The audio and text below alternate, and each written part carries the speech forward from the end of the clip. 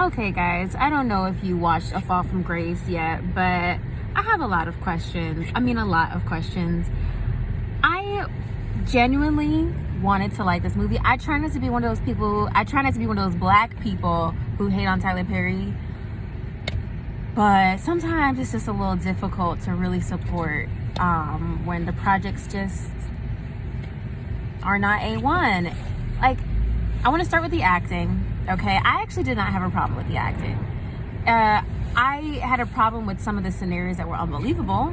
For example, the character or the actress who plays Jasmine was like a horrible lawyer. Let's just put that out there, okay? She was like crying in front of her client, breaking down. She was whining all the time. And I'm just like, girl, didn't law school prep you for all this? Like, you should not be this emotional.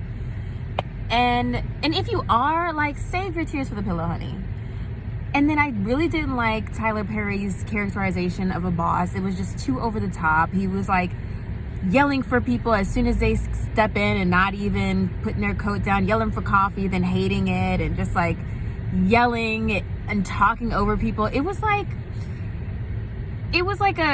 talking to Rock about this, and he was like a bad version of like Meryl Streep's character, Miranda Priestley.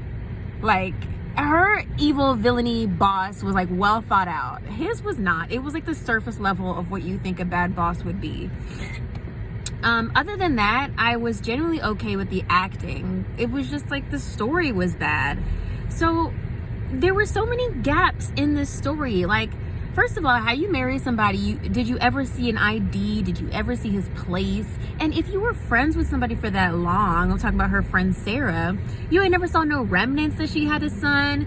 Everybody hearing bumps in the night when they over this woman's house. You ain't never heard screams, jumps, or whatever when you sitting at her table. Like, how did you not notice anything? And then, second of all, if her and her son were running this scam for like 20 years, I felt like they should have been living a lot better. You got like 15 women chained up in your basement trying to get their social security, and you probably scammed them of all their money. But y'all not living that well. Like, you scammed this woman Grace for like $600,000 between the mortgage and her job. Where did that money go? Like, I have genuine questions about that.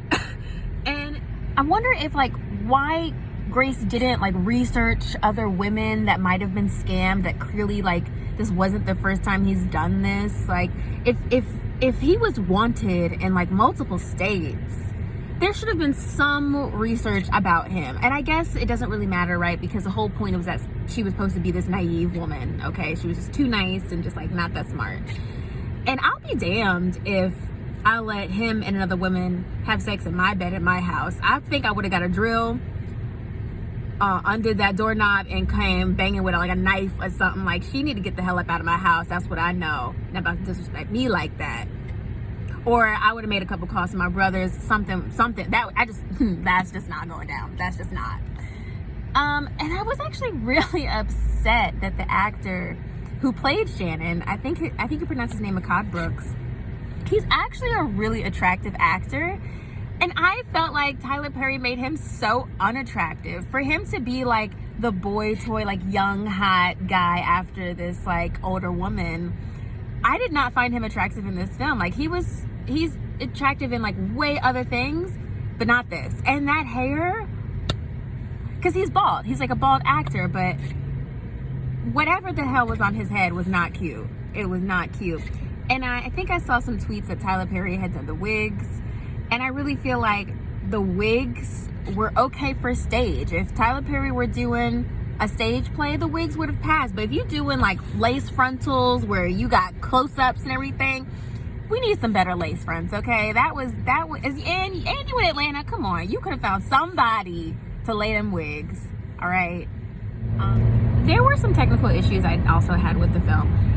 I didn't love the color editing. Like, in certain parts, I don't think they marked time well with the color editing, because in the past they were like supposed to be like warmer shots and everything. I guess the present was supposed to be cooler tones, but I think I did not need the court scenes to be in cool tones and like somber tones. Like, it just felt really like Lifetimey to me. I really felt like this movie was a cross between a BET and Lifetime original. That's what it felt like to me. It did not feel like a Netflix film. Like I mean, I know it's like Tyler Perry for Netflix, but you know, I feel like the level should have just.